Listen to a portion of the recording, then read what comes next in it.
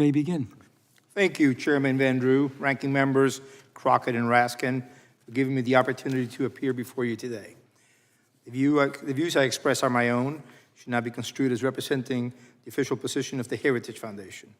For over a decade, I've studied how leftist nonprofits, particularly George Soros' Open Societies foundations, team up with government agencies like USAID to push the pet causes of the left domestically and overseas. These agendas, promoting divisive issues like transgenderism for minors, euthanasia, and drug decriminalization, lack broad support in the U.S. and harm our national security interests by alienating conservative societies overseas. Eliminating this nexus between big left and our money is at the heart of much of what DOGE has done since President Trump took office. I have firsthand experience with how this nexus can hurt Americans. In March 2017, I wrote a Heritage Foundation report calling for Congress and the State Department to investigate joint efforts between Soros groups and USAID. I wrote that in the promotion of radical agendas in several countries, USAID has found an ideal partner in George Soros, who throws his considerable fortune behind efforts to fight traditional Western values. The hearings I called for in my piece never took place until today, but something did happen to me. 2.5 months after my report, a shadowy outfit calling itself the Organized Crime and Corruption Reporting Project published a sinister article that smeared me and the Heritage Foundation. When I looked into it, it turned out that the OCCRP was funded both by Soros foundations and USAID. I quickly wrote a column refuting their smears and said the OCCRP did what bullies, and I quickly wrote a column refuting their smears, and the OCCRP did what bullies always do. It backtracked, amending its report. But let's not lose sight of what happened. A foreign entity backed by Soros and my own tax dollars was attacking me, an American, for daring to question the influence of the nexus in Macedonia.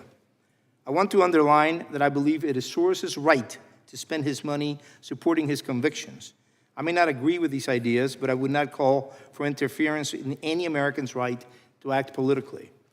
Likewise, of course, some of the USAID programs did do good. I'm glad that Secretary Rubio says he will keep some programs if they advance U.S. interests. What I do take issue with is the U.S. government working with leftist NGOs to promote causes with which large majorities of Americans disagree and which are inimical to U.S. interests. You see, the left has cleverly built a machine to finance itself with money that the taxman extorts from hardworking Americans. Because it has captured the cultural heights, this new left has been able to invent some terms that make resistance difficult. Thus, we have sustainability, sex workers, and compassion care, rather than economy-crushing climate extremism, prostitution, and human trafficking, and killing grandma once she's become a burden.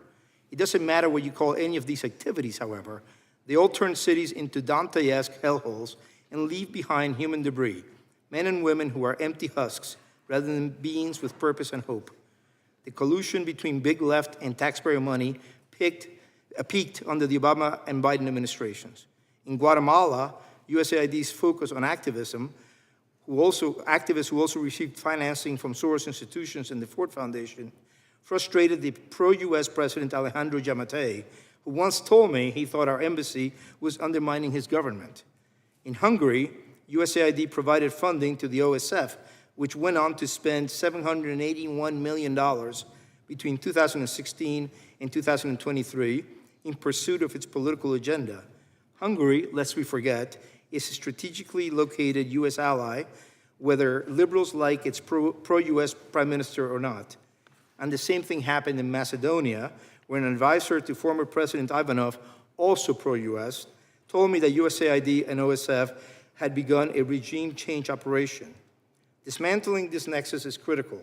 This is why President Trump has taken up arms against woke universities, museums, public broadcasters, a battle being played out in the Senate today, and other institutions laundering the hard-earned money of Americans on behalf of cultural Marxism.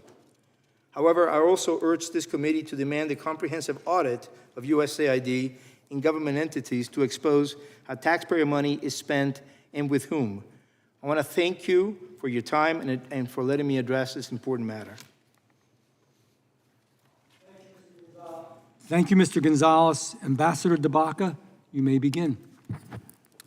Chairman Van Drew, Ranking and Chair